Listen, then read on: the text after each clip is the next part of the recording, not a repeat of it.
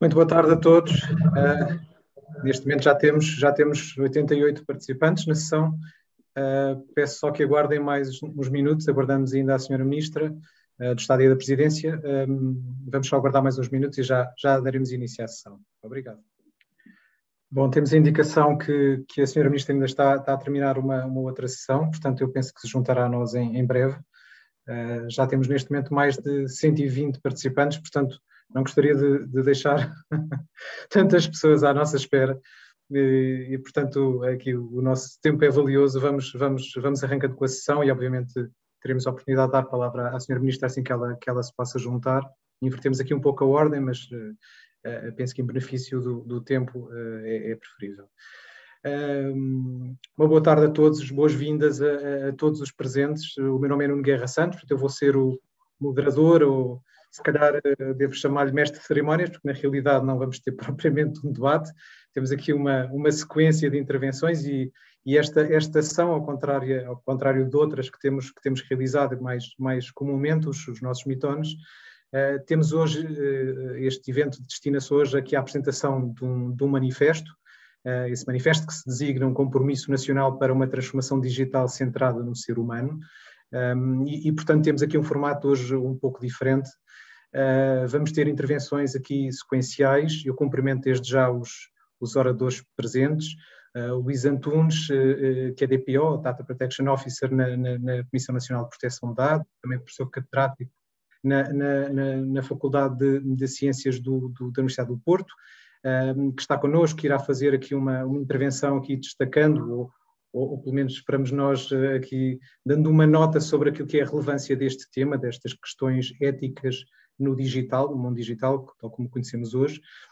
Temos também connosco o Virgílio Rocha, que hoje, enfim, com a sua enorme experiência no mundo das tecnologias, hoje aqui na qualidade de coordenador do Grupo de Missão. O Grupo de Missão tem uma designação longa, questões éticas decorrentes da concepção e utilização de tecnologias digitais. Entre nós, para os amigos, acho que podemos chamar o Grupo de Ética Digital. Aproveito para cumprimentar também todos os membros do Grupo de Missão, é também graças a eles que estamos aqui hoje, graças ao seu trabalho aqui em articulação com a APDSI. E finalmente, a Marilena Monteiro, a Presidente da APDSI, que nos vai estar presente também, participar naquilo que possa ser um debate final e encerrar a sessão. Espero que a qualquer momento tenhamos connosco também a Sra. Ministra de Estado e da Presidência, Mariana Vieira da Silva, que nos confirmou a sua presença e que, enfim, por motivos de agenda não se conseguiu juntar. Portanto, hoje o dia é dedicado à apresentação deste manifesto. Enfim, como disse antes, o meu papel hoje mais do que moderar é essencialmente aqui conduzir um pouco a sessão. Por isso, aliás, como nota introdutória, serei muito breve. Eu gostava só de aproveitar para lembrar que este ano a APDSI celebra 20 anos, portanto, 20 anos de trabalho de promoção e desenvolvimento da sociedade de informação. Portanto, este momento hoje, esta iniciativa não podia ser mais oportuna, mais atual e mais relevante também para assinalar estes 20 anos de uma associação que se tem dedicado, de facto, à promoção deste desenvolvimento e que talvez mais do que nunca na sua história, enfim, se os avanços tecnológicos são óbvios, evidentes, não é? Visíveis, o desenvolvimento económico também que é potenciado pelas tecnologias é muito claro, é muito visível e é algo que obviamente nos orgulha fazermos parte desse caminho, mas também estamos hoje cada vez mais conscientes de que este desenvolvimento tem que ser feito de uma forma inclusiva e de uma forma segura. Portanto, como dizia há pouco, este manifesto não podia ser mais oportuno neste momento, portanto é com muito gosto que acolhemos esta iniciativa, que acolhemos enfim, que é uma iniciativa sobretudo de um grupo, não é? Que depois obviamente se suporta e tira partido daquilo que é este contexto associativo, e que vamos já ter a oportunidade de conhecer de seguida. Só uma nota também prática, nós, portanto, vamos fazer estas intervenções de uma forma obviamente sequencial, fica à disposição de todos a possibilidade de colocarem, através da ferramenta de perguntas e respostas aqui do Zoom, deixarem-nos algumas questões. Obviamente eu deixo ao critério dos vários intervenientes de poderem, se quiserem fazer algum comentário na sua intervenção, mas se não, reservaremos no final alguns minutos. Penso que contamos com a disponibilidade de todos para podermos de alguma forma responder ou comentar ou acrescentar alguma informação que seja percebida como importante, não é? Que nos tenham colocado através aqui das ferramentas. E, enfim, eu passaria desde já a palavra ao professor Luís Antunes e convidava-o a introduzir-nos aqui um pouco o tema, não é? E aqui a contextualizar, a enquadrar a importância deste manifesto, enfim, desta temática e, se possível, deste manifesto em concreto, neste contexto que vivemos. Ativar o microfone. Boa tarde a todos, boa tarde, Nuno. Antes de mais, queria começar por agradecer a um conjunto de pessoas, agradecer à doutora Maria Helena Monteiro, que é Presidente da Direção da APDSI, o apoio todo que deu e o apoio e o incentivo na criação deste grupo de missão, que deu origem a este manifesto. Queria agradecer ao engenheiro Gílio Rocha, que foi o coordenador do grupo de missão, e foi ele, literalmente, que assumiu todo o ónus de organizar e de promover a elaboração do manifesto. Muito trabalho vertido do Gílio está no manifesto. Agradecer ao Nuno Guerra Santos, aqui esta moderação. Depois agradecer a todos os nossos colegas que tiveram no grupo de missão e mais uma vez, agora por fim, agradecer a todos aqueles que estão presentes, 120 pessoas ou 130 pessoas já na apresentação do manifesto. Eu acho que já é uma iniciativa vencedora, portanto não queria deixar de vos agradecer. E também agradecer à imprensa que possa estar presente no meio destes 120, porque agora contamos também com a imprensa para amplificar o efeito deste manifesto. Pediram-me, aquilo que me foi pedido foi para, durante cerca de 10 minutos, no máximo 15, enquadrar um bocadinho o manifesto, ou seja, à data de hoje, o porquê da pertinência deste manifesto. Eu tenho partes daquilo que eu vos queria falar hoje, tenho partes escritas que não queria falhar e depois tenho outras partes que é uma opinião pessoal sobre aquilo que vivemos à data de hoje e que deriva também muito de uma unidade curricular que eu tenho garantido a lecionação durante os últimos anos, que se chama Sociologia e Ética da Informática. Portanto, eu começaria por dizer que nos últimos anos, nos últimos 10, 20 anos, as tecnologias de informação e comunicação têm mudado de forma muito significativa aquilo que é o nosso contexto social, aquilo que é o nosso contexto público, o nosso contexto privado, e a tendência é que esta mudança se acentue cada vez mais com o desenvolvimento tecnológico. E este é um bom fator. Deixem-me dizer-vos, eu tenho doutoramento em Ciências da Computação, acredito na tecnologia, acho que o mundo que nós vamos deixar aos nossos filhos é um mundo tecnológico. Portanto, não sou o velho do Restelo da tecnologia, acredito que é este mundo que nós vivemos hoje, já, que é uma realidade, e será cada vez mais tecnológico o mundo que nós vamos deixar às próximas gerações. Portanto, não é isso que está em causa naquilo que me move quando discutimos questões de ética neste novo contexto. Agora, o que é que se tem passado? A sociedade de informação evoluiu. Evoluiu como? Evoluiu de uma rede de computadores interligados, que eram só computadores, para a data de hoje termos uma rede de objetos interligados. E à data de hoje nós ligamos literalmente o nosso corpo, por via de alguns objetos, a toda esta rede. E começamos a gerar informação, que é informação nossa, e partilhada com esta nova rede. E é este novo universo que é criado pela internet das coisas, que liga objetos virtuais e físicos, como por exemplo os eletrodomésticos. O objetivo é ganhar eficiência, conveniência, facilidade. E nesta gigantesca rede, o que é que nós temos? Temos interligados objetos, lugares, bens, pessoas, ambientes, carros, casas, equipamentos, infraestruturas. E de alguma forma nós estamos a criar este mundo computacional omnipresente. É esta a realidade de hoje. Não aquilo que nós vamos deixar aos nossos filhos, mas aquilo que nós vivemos hoje. Através deste contexto, ou seja, através desta rede, as diferentes coisas, a internet das coisas, permutam dados e informações sobre o meio ambiente, reagem de forma autónoma, muitas vezes, a diferentes eventos e estímulos, influenciam o meio ambiente, criam novos serviços, com ou sem intervenção humana. A internet das coisas, o que é? É a extensão da internet a um nível subsequente. E à data de hoje já vivemos neste novo nível subsequente. Ou seja, aproximamos o mundo digital do mundo físico e fazemos interagir o mundo digital com o mundo físico. A internet liga as pessoas através das máquinas. A internet das coisas liga a informação gerada pelas pessoas com a informação ligada pelas coisas. Okay? Todo este desenvolvimento tecnológico tem levado a um conjunto de casos de uso que, de alguma forma, eu diria que comprometem ou que diminuem um conjunto de direitos, liberdades e garantias que nós damos como certos no mundo físico e que demoraram algum tempo a ser conquistados e que, de alguma forma, ou a sociedade civil se interessa por este tema, ou então podem ser questionados à data de hoje.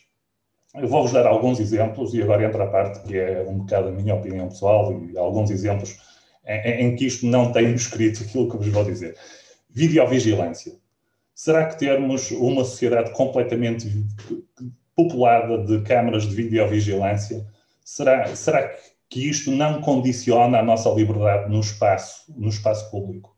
Eu vou fazer perguntas, não vou dar as minhas respostas, mas são perguntas que nós todos, enquanto sociedade, devíamos refletir sobre elas e devíamos ter uma resposta enquanto sociedade, e muitas das respostas à data de hoje começam a ser dadas por grupos tecnológicos. E é esta a parte que nós devíamos refletir um bocadinho, porque são questões que são importantes para a sociedade e devia vir a resposta da sociedade civil, do poder político, devia vir de todo este contexto e não ficarmos reféns de decisões de grandes grupos, grandes ou pequenos. As startups também tomam estas decisões de empresas tecnológicas. Mais alguns casos, o reconhecimento facial. O reconhecimento facial é sabido à data de hoje que os algoritmos que existem à data de hoje, não significa que não possam melhorar, mas os algoritmos que existem à data de hoje induzem algum viés do ponto de vista racial, induzem algum viés do ponto de vista de género, e temos já alguns estados dentro dos Estados Unidos, e os Estados Unidos é um dos países mais liberais e que acredita na autorregulação do mercado, portanto, acredita muito pouco na regulação, mas temos alguns estados a começar a produzir regulação exatamente para estas questões do regulamento, do reconhecimento facial. Mais alguns casos, condução autónoma. Eu confesso que não gosto de conduzir, portanto, vivo na expectativa e na angústia de conseguir ter carros com condução autónoma, mas estes carros com condução autónoma vão ter que tomar decisões. E essas decisões, este é um dos casos de uso que eu costumo dar quando dou a cadeira de Sociologia e Ética e Informática aqui na Universidade de Porto. Suponhamos que temos dois carros que vão chocar. Isto é um problema clássico da filosofia, portanto, nós da tecnologia temos muito a aprender com a filosofia. E o problema clássico é, suponhamos que temos dois carros em condução autónoma e que vão chocar. E sabem que se chocar porque caiu uma árvore, aconteceu algum imprevisto e, portanto, isto vai acontecer. E se chocarem num determinado ângulo, o condutor do primeiro carro morre, se for noutro ângulo, o condutor do segundo carro morre. Quem é que vai implementar esta exceção? Ou seja, quem na tecnologia, quem na informática, é que vai implementar e qual é a exceção que vamos implementar? Quem é que vai tomar a decisão de qual é o ângulo em que estes dois carros vão chocar? É óbvio que é um exemplo extremo, mas pode acontecer e nós temos que prever estas exceções que têm de estar implementadas. Eu, pessoalmente, e agora aqui sim pessoalmente, teria muita dificuldade em implementar este tipo de exceções. Teria muita dificuldade em implementar uma exceção que decide quem é que vai morrer e quem é que não vai morrer. Agora, é importante que a sociedade civil perceba que este é um problema que tem que ser discutido à data de hoje e a solução tem que vir da sociedade civil, porque senão o que nós vamos ter é os grupos tecnológicos e as empresas que têm outros interesses a tomar esta decisão por nós. E, portanto, não podemos, eu enquanto alguém ligado à tecnologia, normalmente brinco e digo que não podemos deixar estas decisões na mão das pessoas da tecnologia. Posso-vos dar como um exemplo, eu quando dou este exemplo nas aulas já tive alunos que me responderam: se me pagarem o que eu quero, eu implemento o que me pedirem. E este mundo assusta-me um bocadinho. A recolha massiva de dados pessoais e usos secundários dos dados pessoais é algo que está a acontecer à data de hoje. E, portanto, e que tem de alguma forma, a sociedade civil tem que ter consciência de que este é um problema e que é um problema que vai ter impacto nos próximos exemplos que eu vos vou dar. Notícias falsas, fake news. Nós regulamos a nossa comunicação social e existe regulação para isto. No entanto, do ponto de vista de redes sociais, as notícias falsas populam e sabemos que existem e condicionam a nossa sociedade. A manipulação das pessoas com base nos seus dados, na sua perfilagem, juntamente com as notícias falsas, dão origem a casos como a manipulação de eleições, quer em Inglaterra foi conhecida, o Cambridge Analytica, quer nos Estados Unidos. E eu aqui também costumo dizer uma coisa, que é o Cambridge Analytica não foi um problema da tecnologia. O Cambridge Analytica foi um problema quando as ciências sociais, quando alguém ligado à psicologia, percebeu o que é que podia fazer com a tecnologia e manipular as pessoas. Portanto, mais uma vez, temos aqui um problema e temos que perceber que tem que partir de nós a solução destes problemas. Agora, virando mais, só tenho mais 3 exemplos, virando mais 3 exemplos, um para a ecologia e para este novo paradigma que temos no espaço europeu, com o qual eu estou completamente de acordo, a preocupação com o nosso planeta. Bitcoins. Nós falamos muitas vezes que o futuro são as fintechs e que são os bitcoins que vai ser o dinheiro do futuro. Eu pergunto-vos, já alguém refletiu sobre quanto é que custa, do ponto de vista energético, a criar uma Bitcoin? Há um estudo da Universidade de Cambridge que diz que anualmente este ecossistema da data 2 consome tanta energia como toda a Argentina. O consumo de energia para gerar as Bitcoins durante um ano, no último ano, foi equivalente ao consumo de energia de todo o país da Argentina. E a maior parte desta energia não é energia verde. Isto tem impacto no nosso ambiente. Quando fazemos este tipo de desenvolvimento tecnológico, é por aqui que queremos ir? Ou então devíamos procurar uma alternativa que não tivesse este impacto no planeta? Outra questão que eu não quero omitir muito, a minha opinião pessoal, mas obriga-nos a refletir o que se passou com o Twitter e o Trump nos Estados Unidos. Vamos deixar ao livre-arbítrio das redes sociais quando é que devem cancelar ou suspender contas, sim ou não? Será que não devia ser uma prerrogativa da sociedade e dos tribunais isto acontecer? É que se parece muito apelativo fazermos isto com um presidente que todos conhecemos, não estamos livres de amanhã a acontecer connosco. Não é? Não estamos livres de amanhã a termos estas empresas tecnológicas a dizer o Luís Antunes está a dizer algo que para mim não é agradável e que não tem muito interesse do ponto de vista económico, portanto eu vou suspender a conta dele. Nós não devíamos deixar este tipo de decisões ao livre-arbítrio de empresas tecnológicas. Este é o tipo de decisões que tem que partir da sociedade civil, que tem que partir de alguns órgãos e organismos que a sociedade civil já no mundo físico construiu. Mais alguns, e agora este é o último exemplo, as apps de contact tracing. Podem ser úteis, não, nunca foram um problema de proteção de dados, nunca. Mas houve aqui um detalhe que a maior parte da sociedade civil não se preocupou em discutir. E o detalhe foi este. A França e os Estados e a Inglaterra quiseram construir um modelo centralizado, porque acreditavam que, do ponto de vista epidemiológico, seria mais eficaz termos um modelo centralizado. Os 2 gigantes tecnológicos impediram estes países de ter um modelo centralizado e disseram, não, quem quiser fazer isto faz de forma distribuída.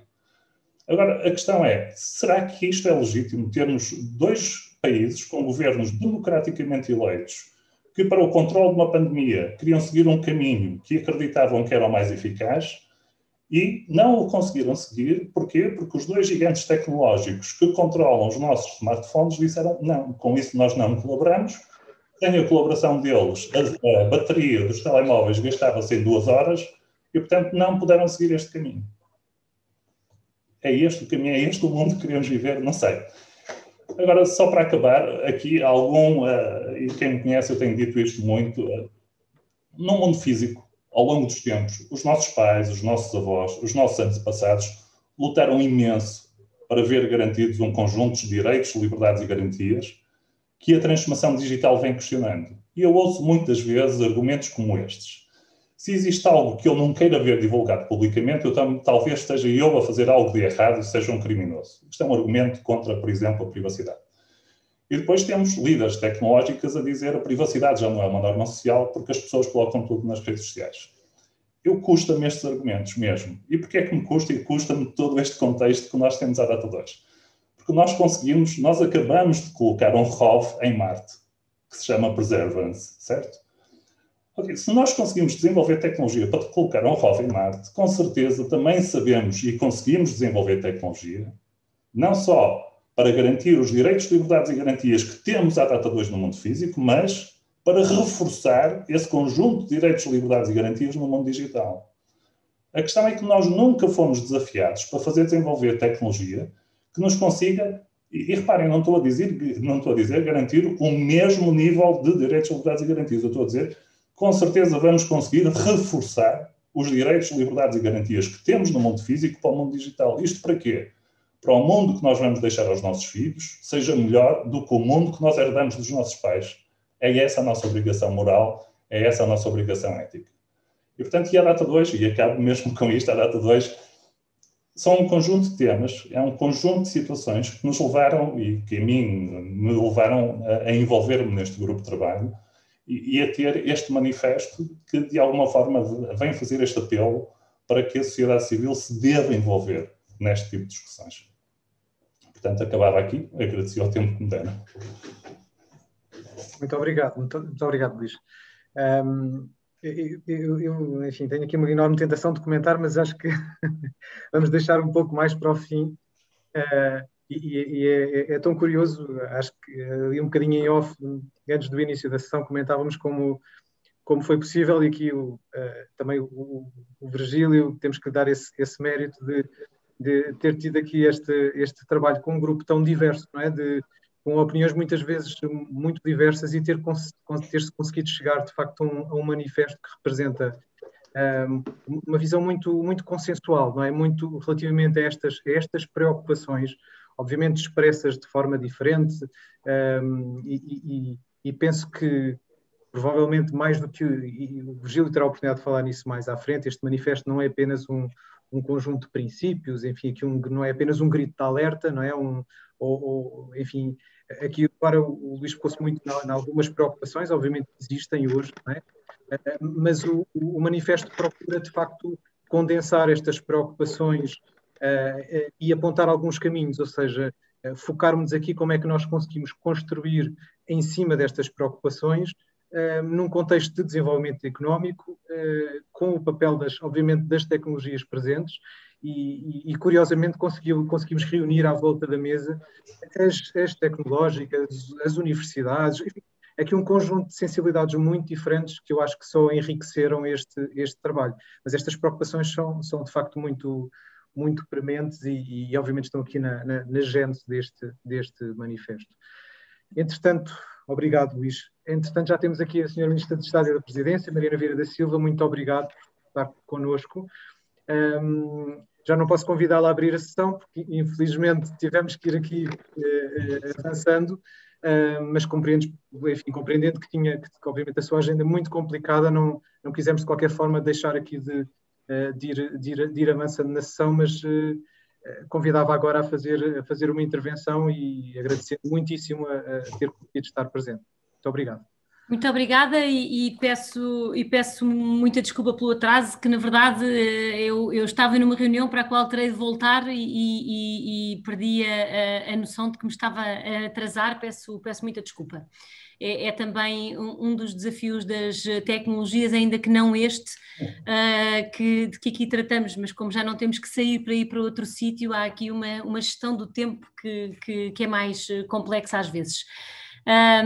Cara Presidente da APDSI, caras e caros participantes, agradeço muito o convite para estar aqui. Nós percorremos um longo caminho, desde uma altura em que um computador era uma máquina que ocupava uma sala inteira ou até um edifício inteiro, e desde então o computador passa a ser pessoal e torna-se um elemento central das nossas mesas de trabalho, das nossas carteiras, dos nossos pulsos até. E assumiu esses múltiplos formatos e com isso faz cada vez mais parte da nossa vida enquanto pessoas, e muitas vezes é mesmo um daqueles objetos mais pessoal no sentido, em todos os sentidos que aos quais nós atribuímos essa ideia do objeto pessoal.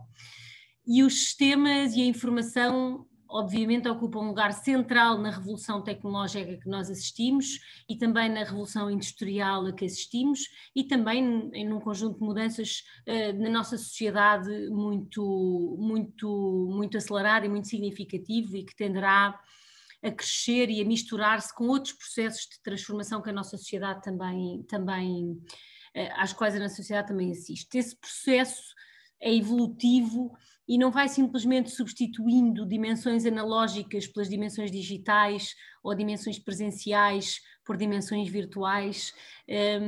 Na verdade, ele implica uma integração entre estes dois mundos e não uma substituição de um pelo outro, suportada em várias tecnologias ainda emergentes, mas cada vez mais presentes, como a inteligência artificial, a internet das coisas ou a computação quântica, algumas delas bem expressas nos exemplos que acabámos de ouvir. E as tecnologias que nos vão permitir, por exemplo, viajar em viaturas sem condutor, manobrar máquinas a grandes distâncias, ou fazer uma intervenção cirúrgica em locais onde não é possível ter médicos, ou pelo menos médicos com algumas especialidades, elas na verdade também vão permitir substituir o homem, a mulher, o ser humano em simulações de ensaios clínicos para o desenvolvimento de vacinas, de tratamentos médicos com maior rapidez, com maior segurança e até em alguns casos permitindo superar desafios éticos na área da saúde que muitas vezes se colocam. E essas possibilidades de tecnologia trazem e geram o interesse, o entusiasmo, o maravilhamento que ainda há pouco ouvimos, e isso, ao mesmo tempo que nos inquieta, anima-nos a procurar soluções para os problemas que vamos encontrando. E esse ânimo e esse maravilhamento não é isento de problemas com os quais nós também temos que nos confrontar. O mundo de oportunidades que se criam não é um mundo perfeito, o que faz sentido, porque o mundo onde elas cresceram, onde elas nasceram e se desenvolveram também não era perfeito. E, portanto, nós temos que aprender a lidar com estas ameaças, como aprendemos a lidar com outras, em fenómenos semelhantes, fenómenos sociais semelhantes a outros com os quais nós já vivemos, mas enfrentar problemas que é extremamente desigual, dado o domínio diferente que cada pessoa, cada indivíduo tem sobre este mundo com o qual obrigatoriamente convive, e até o acesso que tem a estes meios tecnológicos. E nós temos vindo a desenvolver de forma permanente instrumentos técnicos, jurídicos, organizativos, formativos e educacionais para conseguirmos reforçar a resiliência da nossa sociedade contra um conjunto de ameaças que são sofisticadas e que têm motivações diversificadas e complexas, motivações até individuais nas escolhas que cada pessoa tem que fazer perante, por exemplo, uma oportunidade, e volto aos exemplos que estavam a ser referidos quando entrei. A verdade é que esta integração entre o mundo físico e o mundo digital, entre o utilizador e os dispositivos que utiliza, faz com que nós não possamos apenas olhar para os riscos na sua dimensão mais tecnológica. Nós temos verdadeiramente de nos ocupar dos riscos que residem no elemento humano desta equação, e que é muito visível em muitos fenómenos, nuns muito presentes, como o ciberbullying, o uso indevido de informação pessoal que partilhamos nestas múltiplas plataformas, a propagação de desinformação, o discurso de ódio. Tudo isto são apenas novas manifestações de problemas sociais que nós já conhecemos, como a violência, a intolerância, a violência doméstica, todas essas dimensões no fundo conhecem aqui novas formas. E nós não podemos esquecer os efeitos que o próprio uso da tecnologia, mas também, além destes problemas que já existiam e que só ganham outras plataformas, temos efeitos que o próprio uso da tecnologia e do deslumbramento que podemos fazer com ela tem sobre o desenvolvimento de comportamentos aditivos e dependências, especialmente entre crianças e jovens. E por isso estes problemas demonstram a vulnerabilidade do ser humano perante a tecnologia, ou a vulnerabilidade do ser humano em geral perante a mudança, e a facilidade de acesso a dispositivos tecnológicos, o distanciamento mais que permite uma impessoalidade associada ao seu uso e a rapidez com que a informação circula, podem efetivamente favorecer a agressão e a manipulação,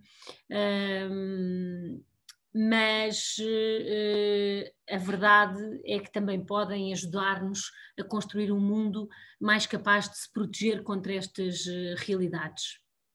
E é por isso que o debate sobre o uso da tecnologia que aqui estão a fazer e sobre a transformação digital com esta perspectiva centrada nas pessoas é tão importante, porque nós podemos regular e teremos certamente muitas coisas para regular nos próximos anos, mas precisamos de compreender os fenómenos sociais e comportamentais que estão na base de algumas destas dinâmicas, dos contextos em que elas ocorrem, porque sem isso não poderemos ter políticas públicas adequadas e capazes de responder a este problema.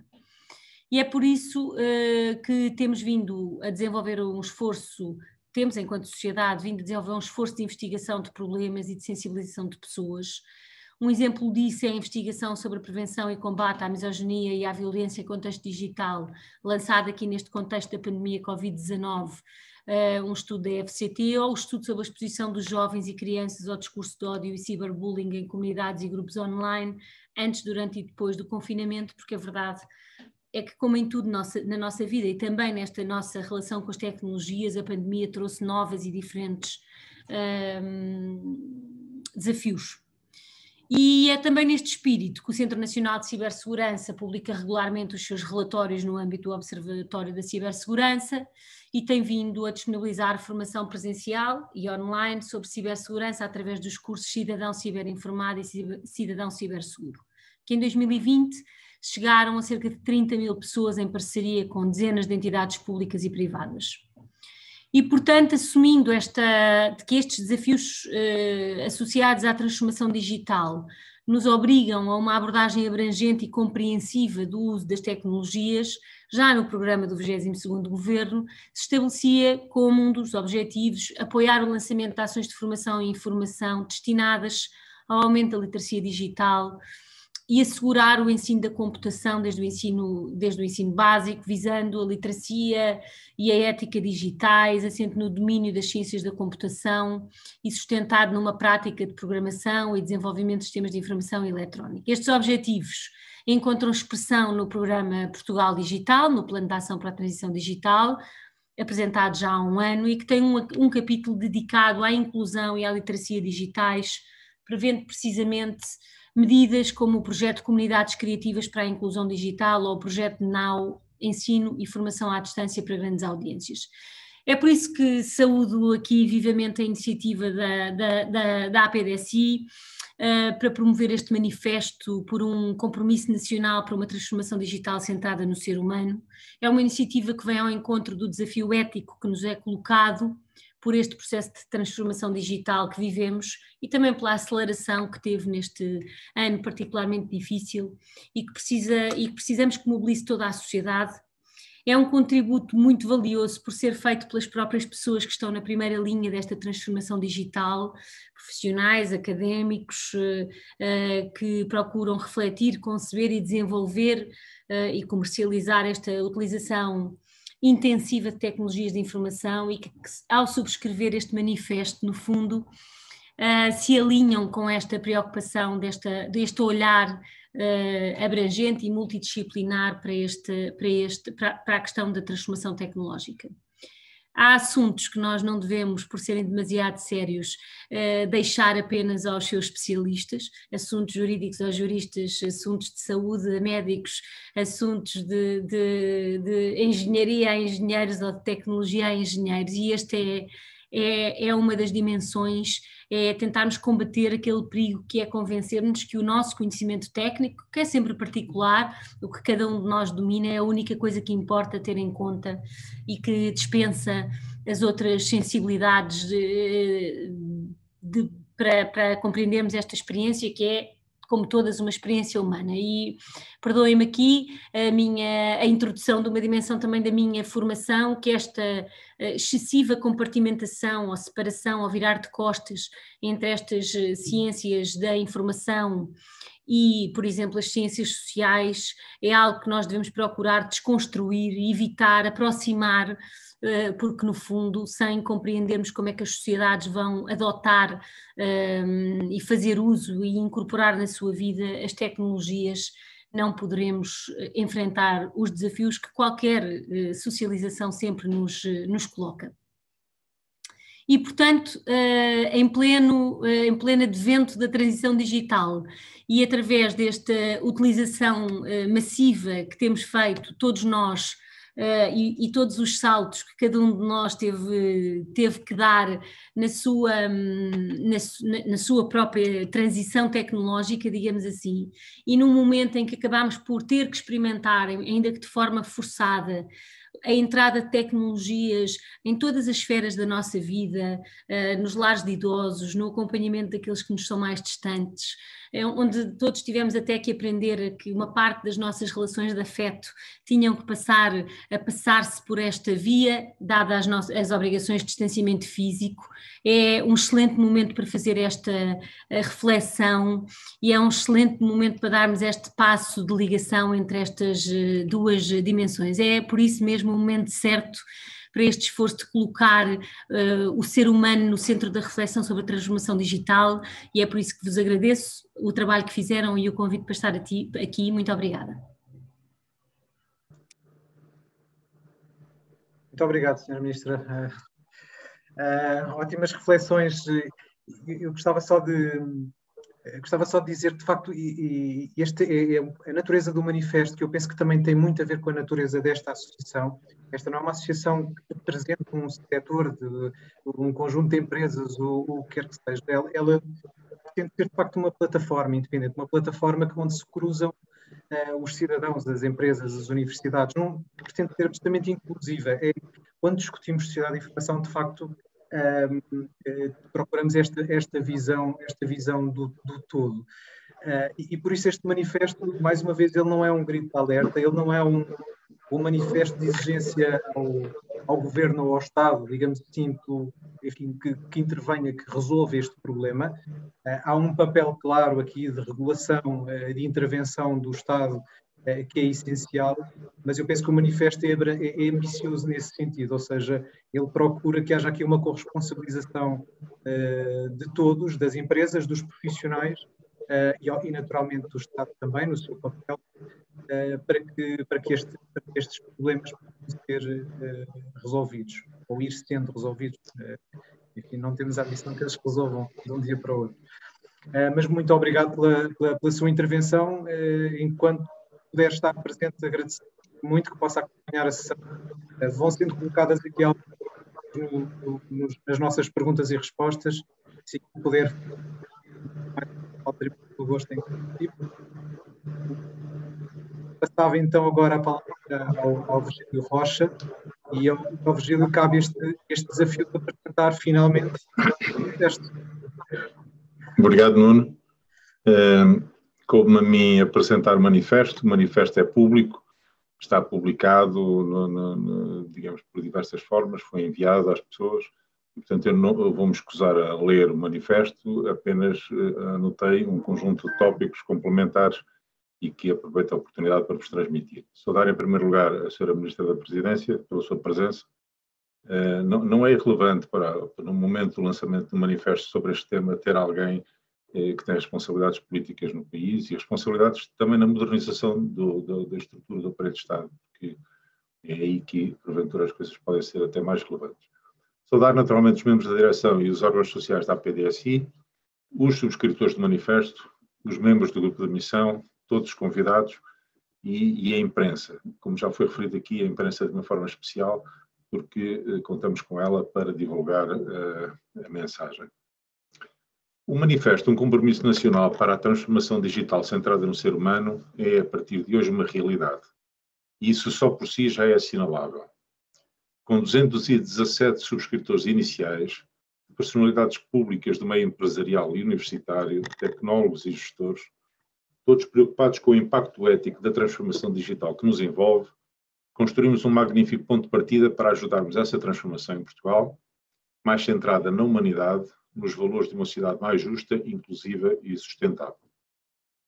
Quando há um ano começamos este processo, parecia-nos distante e difícil. Mas um ano é muito tempo nesta área tecnológica e hoje todos, o Estado, decisores políticos e empresariais e todos os que constroem a tecnologia de uma forma geral, estão muito mais conscientes do potencial, mas também dos riscos que a tecnologia incorpora e que teremos de mitigar ou ultrapassar. Uma palavra muito especial para a PDSI, para a sua presidente, professora Maria Helena Monteiro, e membros da direção, por ter permitido que a ideia crescesse e prosperasse à sombra da associação. O manifesto hoje é vosso. Pretendemos criar condições para que a sociedade, no seu conjunto, partilhe uma visão humanista da tecnologia que coloque o ser humano no centro das tomadas de decisão. O manifesto nasceu porque se constata que ainda não existe na sociedade portuguesa uma confluência de vontades que promova os valores e as propostas nele enunciadas. Pretende-se promover um posicionamento ético na transformação em curso, através do apoio às organizações e o suporte aos profissionais, fazendo crescer a literacia digital e uma atitude que conduza à mitigação dos riscos. O manifesto é um documento com convicções e ideias, mas mais do que isso, pretende ser um instrumento para a ação. Uma ação gradualista na abordagem e centrada nas pessoas, razão pela qual privilegiamos nesta fase o posicionamento individual dos subscritores, deixando para um segundo momento a intervenção nas organizações e das organizações. O manifesto assume a urgência de um compromisso nacional para uma transformação digital centrada no ser humano. Esse compromisso pode manifestar-se sob várias formas. No manifesto, identificamos algumas que se perfilam como mais urgentes. Em primeiro lugar, promover a literacia digital de todos os nossos concidadãos, através de um compromisso de todas as instituições e organizações públicas e privadas, num plano nacional para a literacia digital. Este plano terá de ser capilar e distribuído, ajustado aos vários estratos em que a sociedade se divide, e terá de nos envolver a todos. Em segundo lugar, incentivar as universidades e outras instituições de ensino na criação de competências humanistas e éticas nos profissionais responsáveis pelo desenvolvimento da tecnologia, que promove uma abordagem humanista da transformação. O manifesto congrega um número importante e prestigiado de professores que poderão ser uma alavanca de novas ações neste domínio. Em terceiro lugar, mas não menos importante, promover uma definição e clarificação do corpo de valores deontológicos dos profissionais de tecnologias de informação e comunicações, alicerçados em princípios e boas práticas, técnicas e éticas, incentivando-os a compreenderem todas as implicações dos seus atos no processo de concepção e construção das soluções tecnológicas. Teremos ainda de promover, junto das organizações, o respeito pelas opções éticas desses profissionais, estimulando uma atitude humanista na sua atividade criativa e operacional. O manifesto deixa ainda um repto de se constituírem entidades que possibilitem a avaliação dos produtos digitais, com impacto nas pessoas, de um ponto de vista da criação de dependências e comportamentos viciantes, da proteção da privacidade e da sua segurança, através de mecanismos de regulação e certificação de produtos para a ética e a segurança, promovendo o uso de avaliações de impacto ético. Existe ainda uma chamada de atenção para a importância de se apoiarem todas as iniciativas que visem incentivar as empresas tecnológicas a utilizarem processos transparentes que evitem a manipulação dos seus utilizadores. Uma atenção muito especial é dada às organizações, empresas, instituições, aparelhos de Estado, sobre a importância de utilizarem abordagens de avaliação de risco-benefício nos investimentos, incluindo a análise de valores éticos e humanistas. A existência de planos de ação associados à mitigação dos riscos para a cibersegurança e o processamento ético da informação, garantindo a sua auditabilidade. A criação de mecanismos de regulação e de governação na operacionalização das tecnologias emergentes, de forma a respeitar o utilizador humano e a sociedade no seu conjunto. A criação de enquadramento legislativo específico que assegure uma clara identificação das responsabilidades decorrentes de as organizações utilizarem artefactos tecnológicos, permitindo uma adequada fiscalização das normas éticas no uso da tecnologia, bem como a criação de incentivos para a adoção de práticas seguras e éticas. E agora? Agora que já temos o manifesto, o que poderão ser os próximos passos? Vamos investir na operacionalização de ações que cumpram os pontos identificados no compromisso. Colocamos à disposição de todas as organizações, das suas direções e administrações, para a realização de reuniões e eventos que promovam estas práticas éticas e seguras nas suas empresas e instituições, tornando-as mais competitivas e assertivas nos processos de digitalização. Vamos ainda dar continuidade à recolha de assinaturas ao manifesto, envolvendo o maior número de tecnólogos e gestores. O número de assinaturas será também um indicador do grau de adesão da comunidade a uma abordagem ética da transformação digital. Vamos utilizar intensamente a imprensa e as redes sociais. O manifesto já está no LinkedIn, Facebook, Instagram e outras se seguirão. Tomaremos posição sobre os assuntos candentes relacionados com a introdução de tecnologias digitais, sempre que tal se afigure adequado. Tudo isto no contexto da APDSI, que nos acolheu num primeiro momento e que será no futuro detentor e valorizador do património do manifesto. O manifesto pode ser, em verdade esperamos que o seja, um polo agregador de todos os que se revendem nas ideias, procuram uma intervenção transformadora e um instrumento para o fazerem. Pretende-se que a sociedade civil participe ativamente, estimulando a identificação de novas realidades tecnológicas, novas oportunidades, problemas e riscos, bem como discutindo as questões éticas que devem estar presentes na geração da ideia, na concepção, no desenvolvimento e utilização das soluções tecnológicas.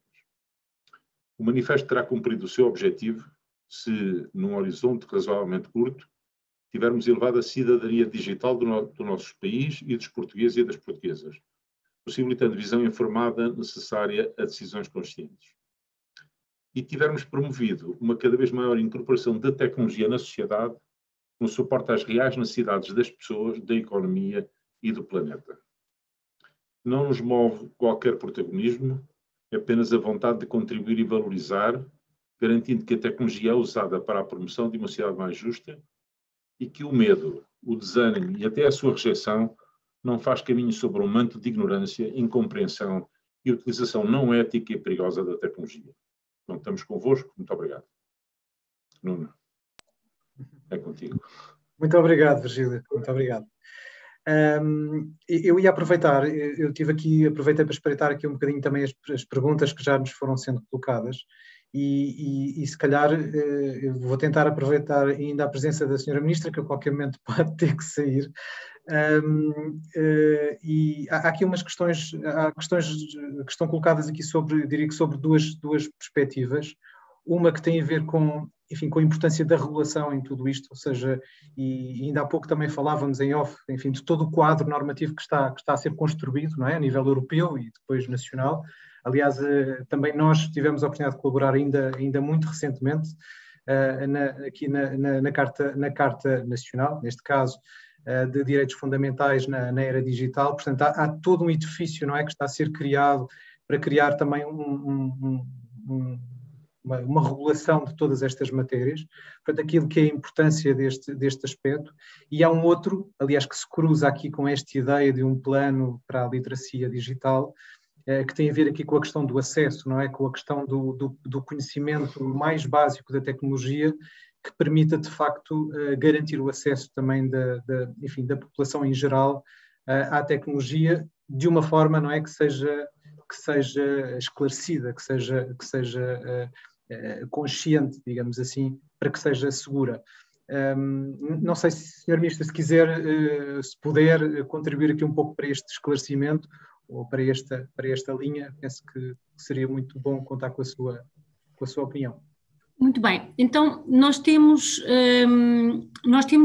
enfrentamos e enfrentaríamos sempre, com ou sem pandemia, um desafio grande de uma transição, de uma profunda transformação económica que ocorre no âmbito desta transição digital, mas também para além dela, e já fazia parte do programa do Governo, ainda antes deste contexto, uma grande aposta numa dimensão de qualificações nesta área, se quiserem, 3 dimensões distintas, em particular garantir que as crianças em idades adequadas e jovens na sua formação escolar pudessem passar a ter acesso a uma formação específica na área da programação, desde logo.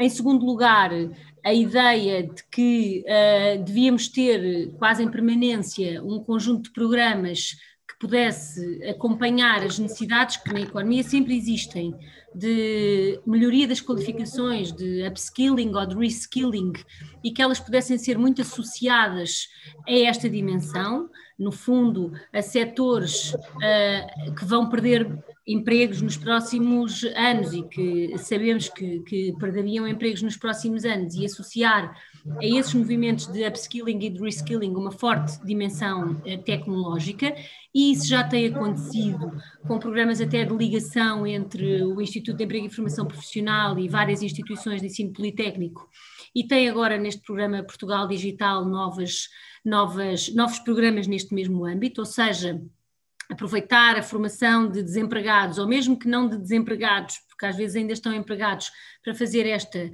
transformação, e depois programas mais gerais de inclusão na área digital, de que o InCode é o principal exemplo, e que garantisse que nós não criássemos, com as transformações que vamos viver, uma espécie de novas desigualdades e de pessoas que, além de muitas vezes já estarem em situações frágeis, de terem baixas qualificações, além disso lhes carregávamos em cima uma nova desigualdade que as tornaria menos capazes para progredir nas suas carreiras, para estar no mercado de trabalho.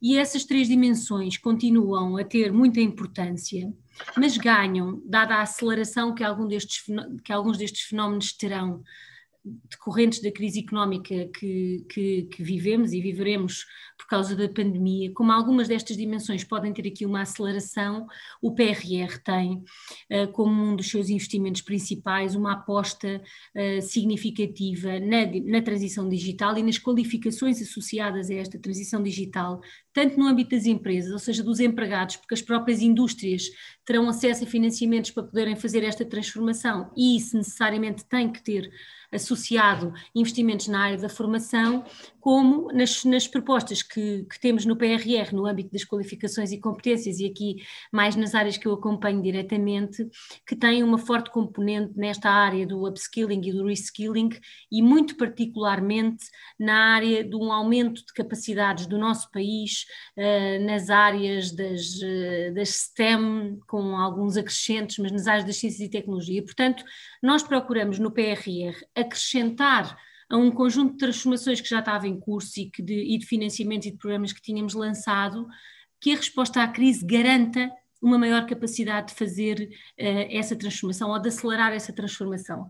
No fundo, de acompanharmos uma transformação que a economia terá que fazer e fará com qualificação das pessoas, sem esquecer essa dimensão de inclusão, onde precisamos de ter preocupações de formar os mais pobres e garantir que eles têm acesso às tecnologias e à internet, de formar as mulheres que estão em menor número nestas áreas e, portanto, podemos estar a criar desigualdades futuras se não equilibrarmos nesta formação inicial estas dimensões, e é nessa perspectiva que o PRR se desenvolve e que tem como forte componente a transição digital, e já estou aqui a deixar de fora todas as adaptações que a administração pública terá que fazer, e portanto o PRR vai permitir acelerar um trabalho que já estava em curso e desenvolver algo que experimentámos nos últimos anos com sucesso, mas que queremos ampliar, que é a criação de consórcios entre diferentes instituições, sejam elas do ensino superior, mas também instituições de formação, que possam tornar mais próximo das atividades económicas e do nosso território este tipo de formação. Para finalizar, inclui também uma coisa que todos aqueles que trabalham na área da formação profissional sabem, que é um investimento muito forte na modernização tecnológica também, mas às vezes também física, dos centros de formação. Nós temos dificuldade em fazer esta formação nas áreas digitais quando uma parte grande dos nossos centros de formação não fez a sua própria transformação e modernização, e também, pela primeira vez, já desde há alguns anos, existe aqui um volume significativo para modernizar as escolas profissionais, as escolas secundárias que dão ensino profissional e os centros de formação profissional, e todas estas são peças do puzzle de que aqui estamos a falar e para o qual queremos contribuir. Muito obrigado. Eu penso que o nosso apoio secretariado... Eu, em princípio, vou ter que sair mesmo brevemente e, portanto, agradeço muito o convite e despeço-me. Muito obrigado. Muito obrigado pela sua presença. Obrigado. Bruna, penso que poderá abrir aqui em termos de painel aos presentes, isto para termos aqui mais a noção de que estamos juntos a conversar, se for possível. Entretanto, isso por vezes parece gerar uma entrada e saída, não se assustem. E se calhar enquanto aqui o painel se vai abrindo aos participantes, do ponto de vista da sua visibilidade, eu se calhar pedia ao Luís Antunes que talvez pudesse complementar aqui nos aspectos mais da regulação, se nos podia dar aqui também um pouco a sua visão, até que ponto é que este enquadramento que já enfim, que existe, que está em curso, que está em construção, vai permitir ele próprio, de facto, para mitigar algumas das preocupações que aqui foram manifestadas, e o que é o caminho pela frente, o que é aquilo que falta fazer e que é mais importante ainda acontecer.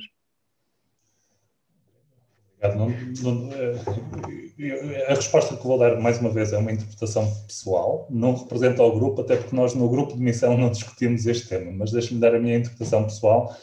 Eu vivi durante alguns anos nos Estados Unidos, durante o meu doutoramento, e as pessoas perguntam muito, quer os meus colegas nos Estados Unidos, quer os colegas europeus, esta diferença entre termos um continente como os Estados Unidos, onde a regulação é muito baixa e acreditam na autorregulação do mercado, e porque é que a Europa está tão preocupada em regular.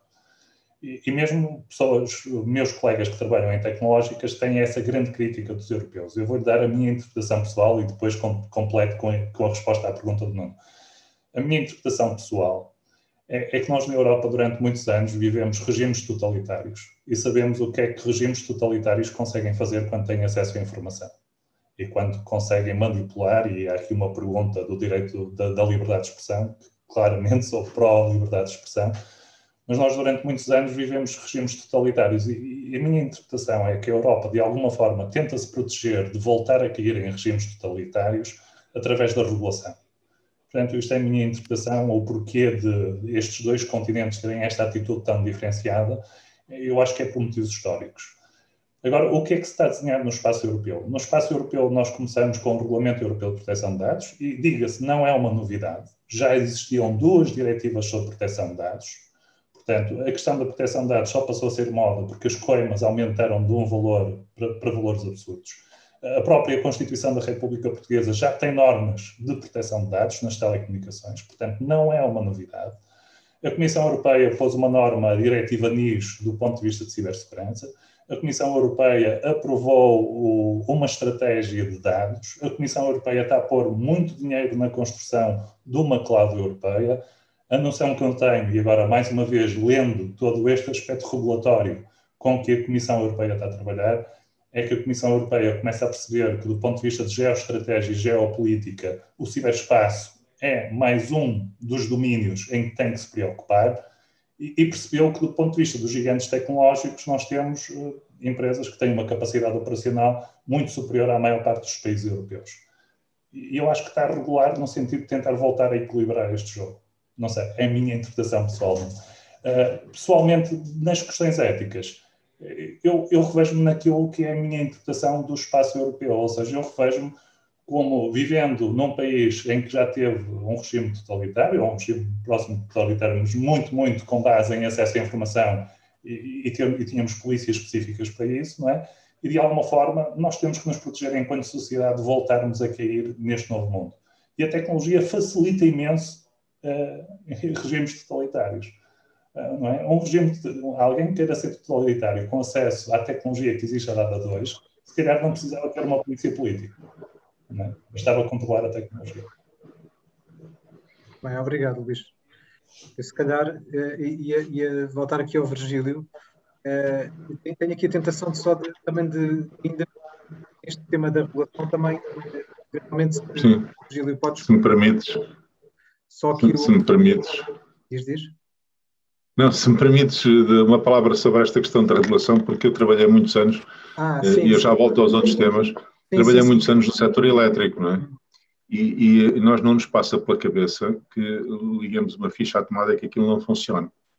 Mas isso só funciona porque há uma imensa quantidade, uma dose industrial de regulação por trás que garante que todos os equipamentos são interoperativos e que quando nós ligamos alguma coisa à rede aquilo funciona. Portanto, a regulação não impediu o desenvolvimento tecnológico no setor elétrico. Não é? Portanto, é uma ideia errada. Digamos, os Estados não têm, e se o quiserem fazer, saem-se mal normalmente quando querem condicionar a evolução tecnológica. Portanto, quando estamos a falar de regulação, não estamos a falar disso. Estamos a falar daquela regulação que tem que existir para que as coisas funcionem, não é? Daquela que tem que existir para que, no mundo digital, a lei exista da mesma forma que existe no mundo não digital. E nem tem que ser muito diferente, não é? Os Estados têm que garantir que a lei existe. Não pode haver setores, não pode haver, digamos, áreas da sociedade com a importância que tem hoje o mundo digital, que existe fora da lei, não é? Como se não existisse lei. Claro que nos momentos iniciais, digamos, há sempre uma tentação de furar a lei, porque as pessoas estão a criar tecnologia.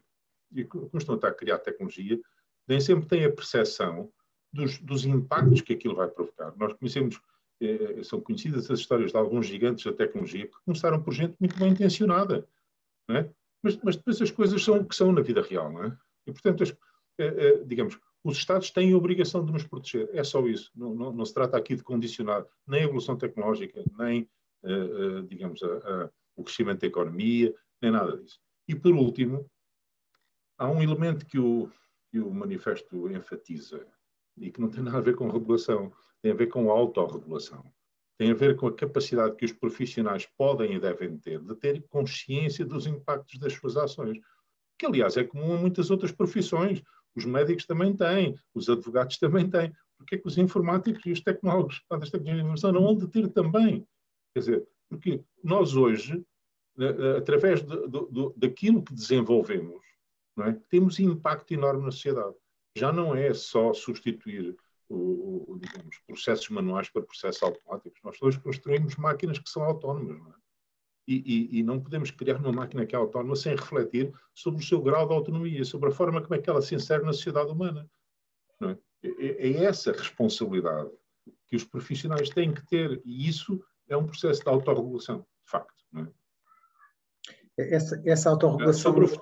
Sobre o futuro, Nuno, é isto. Se com o manifesto a gente conseguir evoluir nesta direção, acho que se cumpriu o objetivo do manifesto. Fizemos alguma coisa útil para que, de facto, os profissionais tenham mais consciência do impacto das suas ações no desenvolvimento da tecnologia e para que a sociedade, as empresas, as organizações tenham a obrigação de refletir sobre a forma como a tecnologia vai afetar os seus negócios e vai afetar a sociedade. E a minha convicção, que aliás também é expressa no manifesto, é que as empresas que fizerem isso vão ter uma enorme... E os países que fizerem isso vão ter uma enorme vantagem competitiva.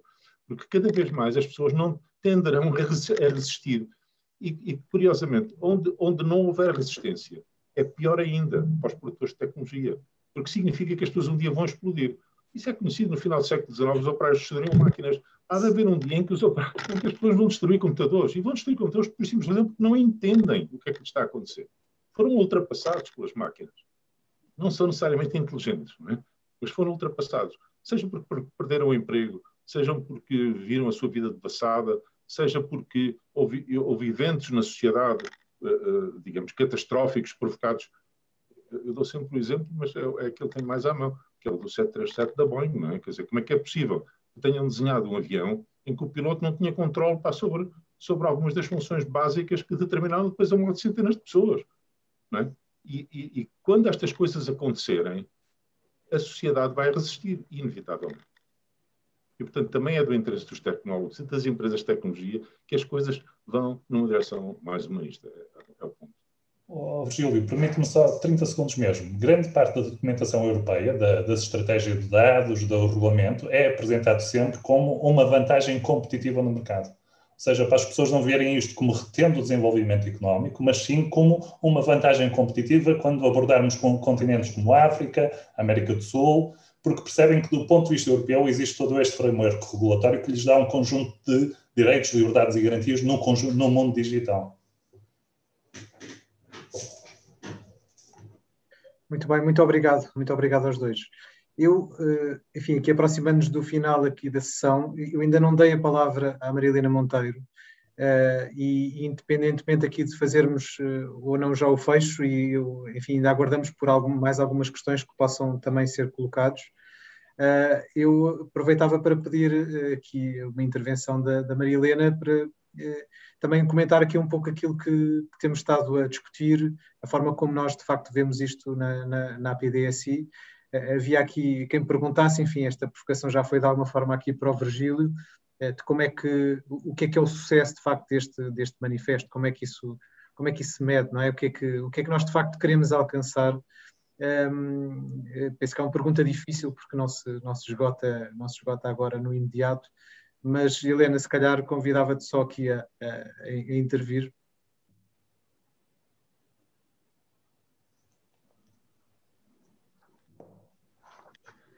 Boa tarde, muito boa tarde a todos. Eu estava preparada para fechar e tenho aqui um conjunto de palavras que alinhei para fazer este fecho. Eu vou passar para estas palavras porque, no fim de contas, aquilo que eu aqui tenho corresponde como resposta à pergunta que tu acabas de fazer e que foi feita pelos nossos participantes.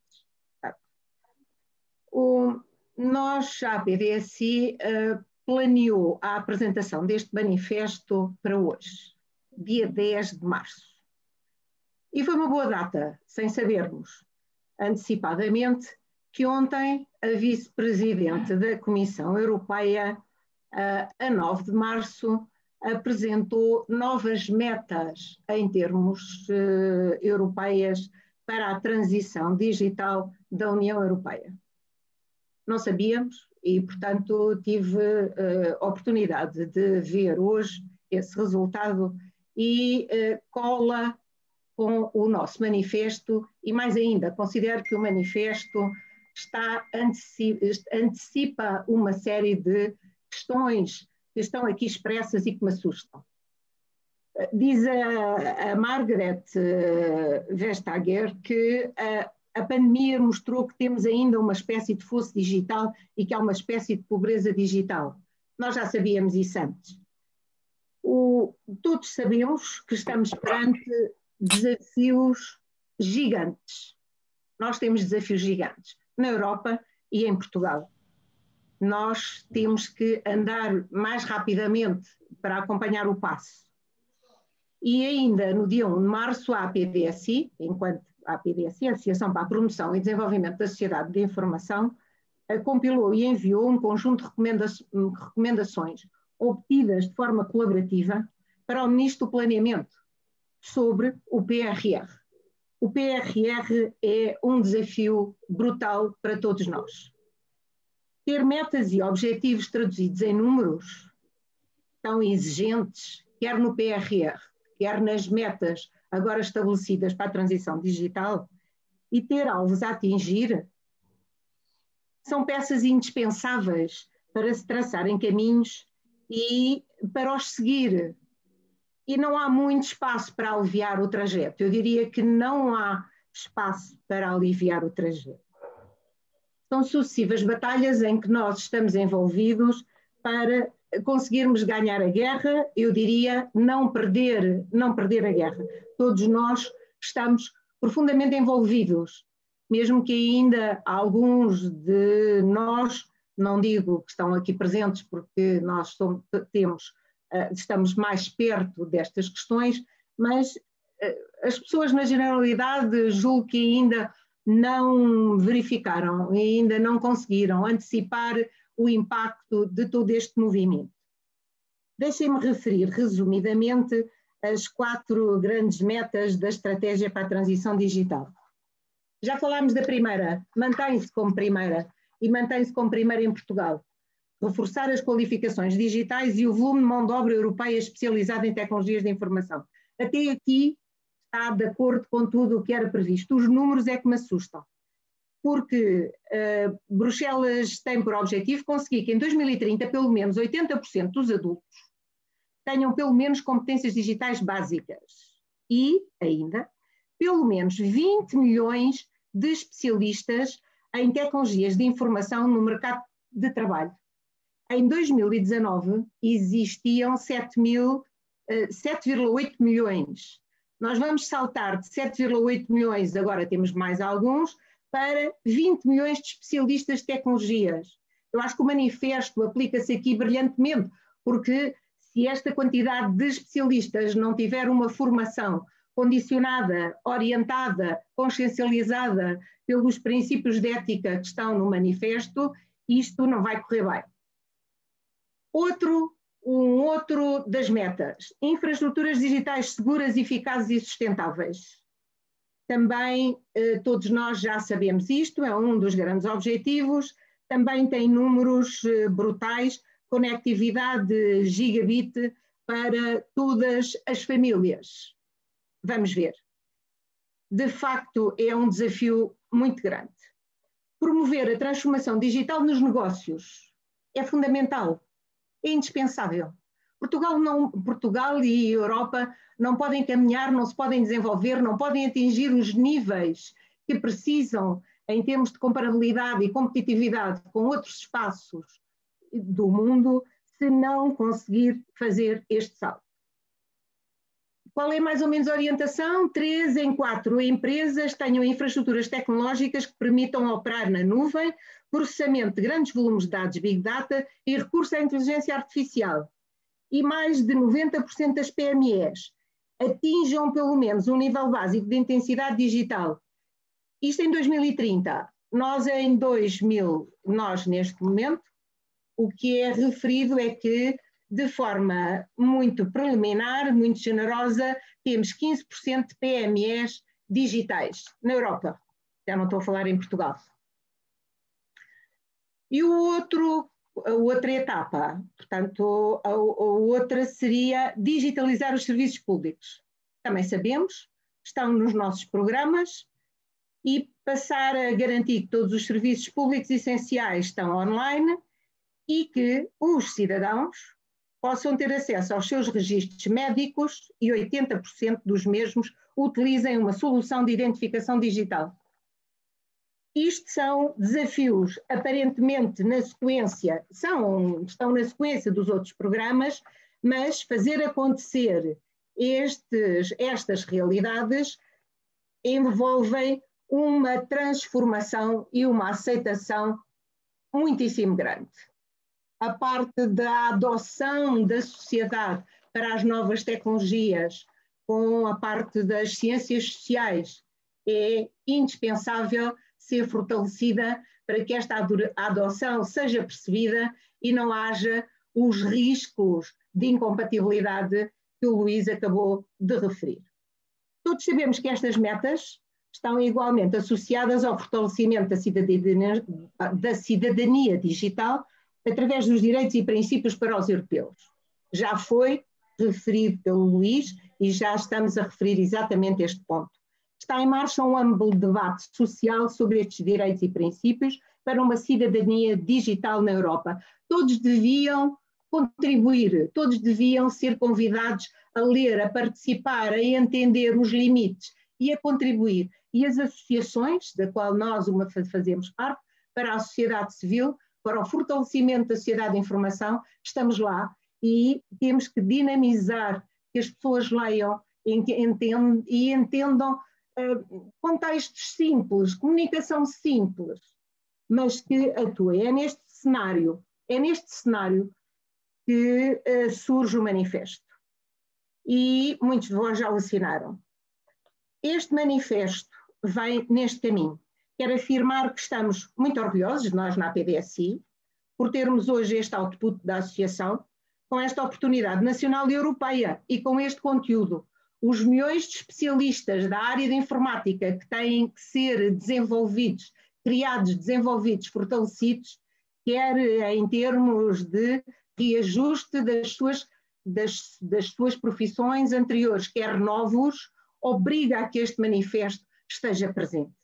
Foi um trabalho colaborativo deste manifesto, como já foi referido aqui, do grupo de missão que o Virgílio Rocha guiou ao longo do ano passado.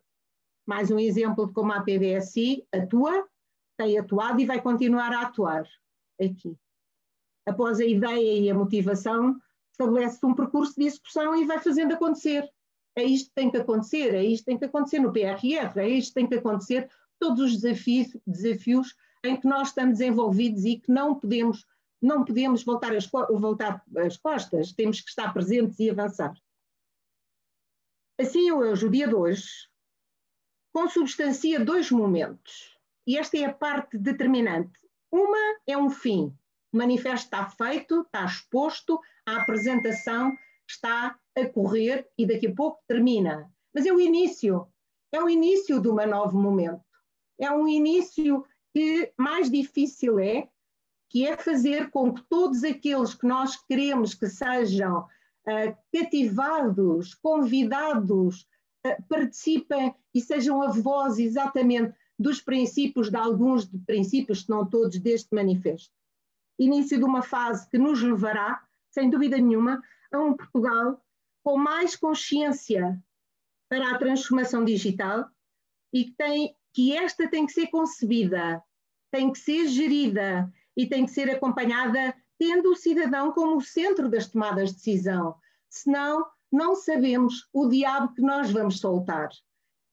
Todos nós, a sociedade civil, em todos os seus espaços, e concordo completamente com as academias, todas as instituições de formação e as empresas têm que ter esta consciência do papel determinante que têm nesta divulgação e nesta tentativa de que todos tenham o desenvolvimento da sociedade de informação, tendo o cidadão no centro. É uma ambição e um desafio para todos nós, e a única coisa que eu, enquanto, no fim de contas, presidente da direção da APDSI, e com todos os vogais que fazem parte da direção, hoje em dia poderei dizer, é que estamos comprometidos com esta visão, e estamos muito firmemente comprometidos com esta divisão. É evidente que o Virgílio não se vai escapar, não é? Porque o Virgílio está no cerne deste processo. Portanto, em conjunto com o Virgílio e com todo o grupo de missão e mais todos aqueles que se quiserem juntar, nós vamos tentar contribuir para a diferença. E era isto que eu tinha para vos referir. Nuno, se quiser mais alguma informação, mais algum comentário, eu faço. Obrigado, Helena. Eu acho que conseguiste aqui responder à pergunta e, de facto, aqui trazer o conteúdo que nos permite encerrar a sessão, acho que em beleza, com muita informação, acho que para reflexão de todos. Não temos propriamente questões, penso eu, que novas em relação aos temas que fomos abordando. Há um conjunto de comentários aqui nas ferramentas, no chat, que eu julgo que são mais partilhas do que propriamente perguntas, que eu acho que, se tiveram a oportunidade de ir vendo, há aqui várias sugestões, exemplos, comentários, enfim, que fazem parte desta discussão aqui um bocadinho mais escondida, não é? Mas que aconteceu aqui e que acho que também revela aqui a vontade que há de todos de participarem na discussão. Obviamente, neste formato, e temos tido permanentemente mais de 100 participantes, não podemos fazer aqui uma discussão aberta, mas eu penso que sentimos aqui fisicamente, e as imagens permitem-nos isso, e também pelos comentários, que foi uma sessão viva e onde todos queriam participar. Resta-me agradecer a todos a presença, obviamente um agradecimento especial aos nossos oradores, ao grupo de missão que teve na base de todo este trabalho e a todos os que acompanharam esta discussão. Obviamente a APDSI neste ano em que celebra 20 anos vai ter um conjunto de atividades, enfim, normais, correntes, naquilo que tem sido a linha dos últimos anos, mas também algumas para assinalar este momento especial.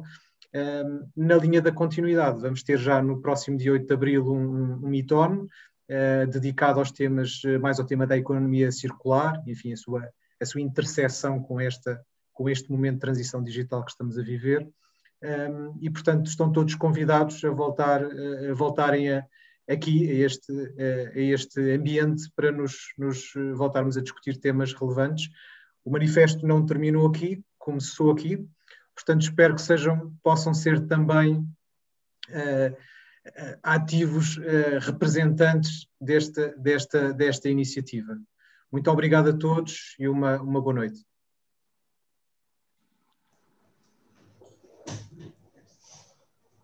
Boa noite, muito obrigado. Obrigado, boa noite. Boa noite, obrigado. Boa noite. Obrigado, boa noite. Boa noite. Boa noite a todos e a Boa noite. todas.